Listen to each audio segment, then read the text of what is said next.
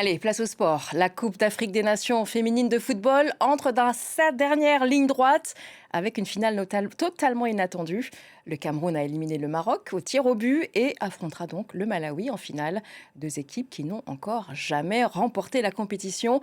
Et qui de mieux pour nous en parler que Sébé Coulibaly, ancienne milieu de terrain pour l'équipe du Mali et qui a créé Lady Squad, une application qui rend la pratique du football accessible aux femmes. Alors Sébé, bienvenue. Allez, on Bonjour. refait le match, ou plutôt les matchs qui ont conduit donc à cette tête d'affiche pour la finale. Tout d'abord, pour rappel, j'ai envie de dire que cette édition, elle est toute particulière parce que c'était la première à 16 équipes.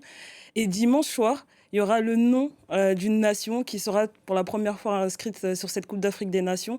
Donc, ça serait une première également. Ensuite, un très beau parcours de toutes les équipes, j'ai envie de dire, avec la qualification non seulement du Maroc, même si qui a été éliminé, mais qui est quand même qualifié pour la Coupe du Monde, de l'Algérie, du Cameroun et du Malawi. Donc, le Malawi affrontera le Cameroun. Parlons du Malawi.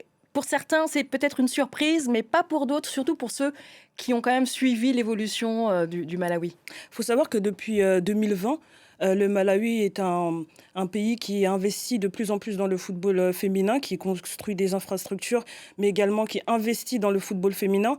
Et ça ne ment pas, quand on investit et qu'on met les moyens, ben, on a des pépites qui sortent, des talents. Je pense aux sœurs Chawinga qui sont en train de rendre cette compétition incroyable et phénoménale. Première participation en Coupe d'Afrique des Nations, première finale et peut-être, qui sait, première victoire en Coupe d'Afrique des Nations. Donc c'est vraiment un parcours incroyable. Et donc le Malawi qui devra affronter le Cameroun, qui après plusieurs années sans titre majeur chez les femmes. Est-ce que c'est une occasion de relancer les Lionnes indomptables? Alors je rappelle quand même que vous-même, vous avez affronté ces Lionnes indomptables. Alors Ouais, à quoi devrait-on s'attendre? En 2018, j'ai eu l'occasion de les rencontrer. Une équipe incroyable qui a toujours eu d'énormes joueuses et des bons potentiels de joueuses qui jouaient à travers toute l'Europe.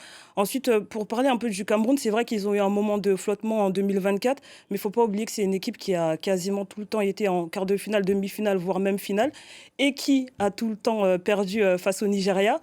Mais pour 2026, une victoire face au Nigeria enfin, donc qui est sur une bonne lancée, pourquoi pas pour prétendre à ce titre de championne également. Est-ce que vous pourrez vous permettre de faire un pronostic? Pronostic, je dirais victoire du Malawi pour les avoir vus jouer, les deux équipes, même s'ils ont une gardienne incroyable, le Cameroun. Je dirais que le Malawi a une attaque clinique et incroyable. Est-ce que vous vous attendiez à ce que le Nigeria, l'équipe des Nigérianes soit hors jeu pour la finale? C'est vrai qu'au départ, au début de la compétition, je misais plus sur le Nigeria.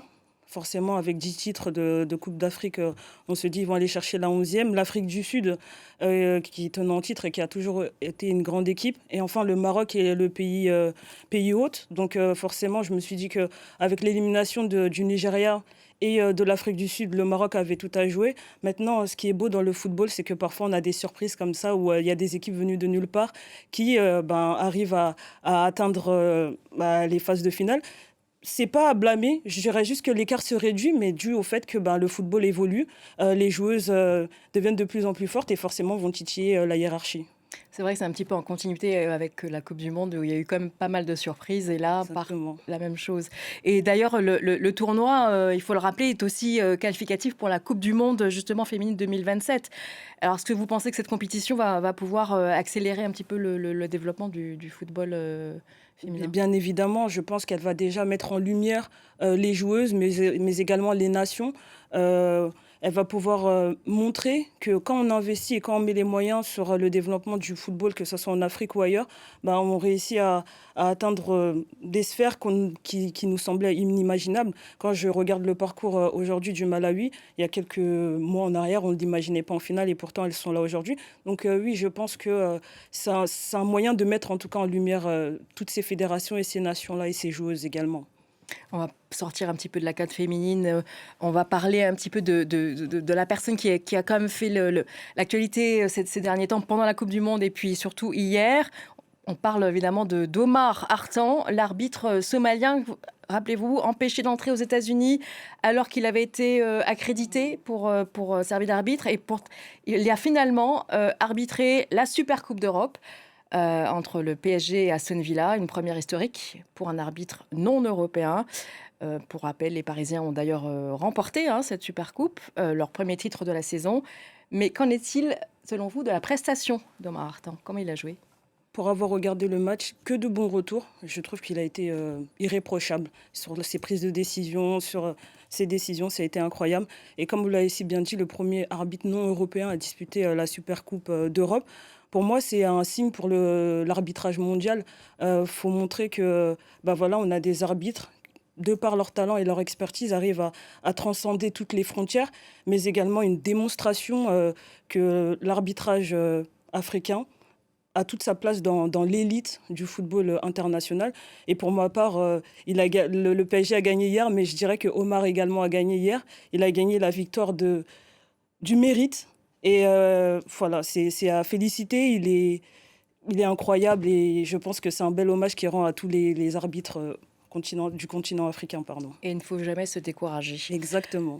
Voilà, merci beaucoup. Sébé Koulibaly, ancienne milieu du terrain, je le rappelle, pour l'équipe du Mali, qui a créé Lady Squad, une application qui rend la pratique du football accessible aux femmes. Et je vous rappellerai donc dimanche, pour voir si vous avez eu raison, qui gagnera. On verra ça dimanche, les résultats seront dimanche. Voilà, merci beaucoup.